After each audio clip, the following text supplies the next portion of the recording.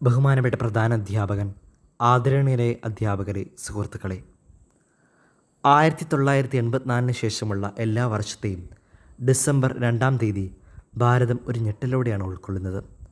അന്നാണ് ലോകം കണ്ട ഏറ്റവും വലിയ ദുരന്തത്തിൻ്റെ ഓർമ്മ ഓരോ ഇന്ത്യക്കാരനിലും കറുത്ത സ്വപ്നമായി വിടരുന്നത്. മനുഷ്യനിർമ്മിത ദുരന്തങ്ങൾ ഭാരതത്തിൽ പൊതുവെ കുറവാണ്. പ്രകൃതി ദുരന്തങ്ങളും അങ്ങനെ തന്നെ. ആ സമയത്താണ് 1984 ഡിസംബർ 2-ാം തീയതി അർദ്ധരാത്രിയിൽ ഭോപ്പാൽ പുകഞ്ഞതും നിരവധി ആളുകൾ വിഷവാതകം ശ്വസിച്ച് മരണമടഞ്ഞതും. ഏതു ദുരന്തത്തിലും ബാക്കിയാവുന്നത് കുറച്ച് കണ്ണീരും ചോരയുമാണ്. ഭോപ്പാൽ ദുരന്തവും സമ്മാനിച്ചത് അതുതന്നെയാണ്. ഇന്നും സമ്മാനിച്ചു കൊണ്ടിരിക്കുന്നതും അതുതന്നെ. ഭോപ്പാൽ ദുരന്തം അവിടെയുള്ള പാവപ്പെട്ടവരുടെ ജീവിതത്തെയാണ് ബാധിച്ചത്.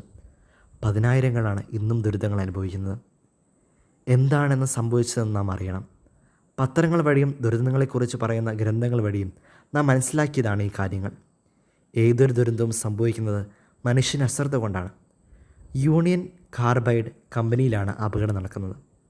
വ്യാവസായികമായി മുൻനിരയിൽ നിൽക്കുന്ന ഭോപ്പാലിലെ ഈ വ്യവസായശാലയുടെ പരിസരത്ത് നിരവധി കോളനികളുണ്ട്. അവിടെ ജനങ്ങൾ തിങ്ങി താമസിക്കുകയാണ്. മലിനീകരണമാണ് വാതക ദുരന്തത്തിൻ്റെ പ്രധാന കാരണം. യൂണിയൻ കാർബൈഡ് കമ്പനി ഭോപ്പാലെ പ്ലാന്റിൽ ഉൽപ്പാദിച്ചിരുന്നത് ശുദ്ധമായ കീടനാശിനിയായിരുന്നു. അതിനാവശ്യമായത് മീഥൈൽ ഐസോസൈനേറ്റ് എന്ന വസ്തുവാണ്. ഇതാണ് അടിസ്ഥാന വസ്തു. ഈ വസ്തുവിനോടൊപ്പം ഫോസ്റ്റീൻ എന്ന വസ്തുവും ചേർക്കും. മാരക വിഷമാണത്. ഭോപ്പാൽ വ്യവസായശാലയിൽ മീഥൈൽ ഐസോസൈനേറ്റ് 60 ടണ്ണും വീതമുള്ള 3 വലിയ ടാങ്കുകളിലാണ് സൂക്ഷിച്ചിരുന്നത്. 1981 കമ്പനി സന്ദർശിച്ച ചില വിദഗ്ധർ അപകടം വരാനുള്ള സാധ്യത ചൂണ്ടിക്കാണിച്ചിരുന്നു. അധികൃതർ അത് അവഗണിക്കുകയാണ് ഉണ്ടായത്. എല്ലാ കുഴപ്പവും കൂടാതെ കഴിഞ്ഞു പോകും എന്ന് വിശ്വസിച്ചു. എന്നാൽ എല്ലാം അപ്രത്യക്ഷമായി സംഭവിച്ചു. കീടനാശിനി നിർമ്മാണം ലാഭകരമല്ലാത്തതിനാൽ 4 വർഷമായി കമ്പനി നിർമ്മാണം നിർത്തിവെച്ചിരിക്കുകയാണ്. കമ്പനിയിലെ ഒരു തൊഴിലാളി രാത്രിയിൽ പൈപ്പ് തുറക്കാൻ ശ്രമിച്ചു. തുരുമ്പിച്ച പൈപ്പിൻ്റെ പല ഭാഗങ്ങളും പൊട്ടലുണ്ടായി. മീഥൈൽ ഐസോസൈനേറ്റ് സൂക്ഷിച്ച ടാങ്കുകളിൽ ഒന്നിലേക്ക് വെള്ളം കുതിച്ചു പാഞ്ഞു. വാതകവും ജലവും സംയോജിച്ചു. പ്രതിപ്രവർത്തനം നടന്നു. അതിൻ്റെ ശക്തിയിൽ കോൺക്രീറ്റ് മുടി പൊട്ടിത്തെറിച്ചു. വിഷവാതകം കുത്തിച്ചൊഴുകി. അർദ്ധരാത്രിയിൽ ഭോപ്പാൽ നഗരം വിഷവാതക മേഘങ്ങളെ കൊണ്ട് നിറഞ്ഞു. ആയിരക്കണക്കിന് ആളുകൾ ദുരന്തത്തിൽപ്പെട്ടു. ഭോപ്പാൽ ദുരന്തത്തെക്കുറിച്ച് വിശദമായി ഇനി സംസാരിച്ചിട്ട് കാര്യമില്ല. ഇത്തരം ദുരന്തങ്ങൾ ഭാവിയിൽ ഉണ്ടാകാതെ നോക്കേണ്ടത് നമ്മുടെ കടമയാണ്.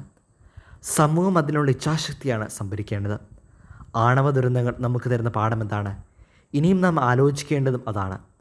പല വിദേശ രാജ്യങ്ങളിലും ശേഖരിച്ചു വയ്ക്കാൻ അനുമതിയില്ലാത്തതുകൊണ്ടാണ് യൂണിയൻ കാർബൈഡ് കമ്പനി ഇവിടെ തന്നെ അത് സൂക്ഷിച്ചത്.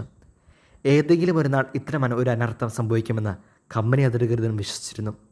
ദരിദ്ര രാജ്യങ്ങളിൽ മാത്രമേ ഇത്തരം കർമ്മങ്ങൾ ചെയ്യാൻ കഴിയൂ.